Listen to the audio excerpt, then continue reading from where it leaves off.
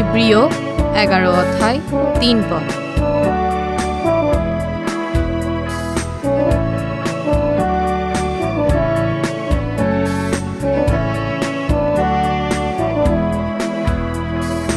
বিশ্বাসের দ্বারাই আমরা বুঝতে পারি যে ঈশ্বরের মুখের কথাতে এই জগৎ সৃষ্ট হয়েছিল। তাতে বোঝা যায় যা আমরা দেখতে পাই তা কোনো দেখা জিনিস থেকে সৃষ্ট হয়নি।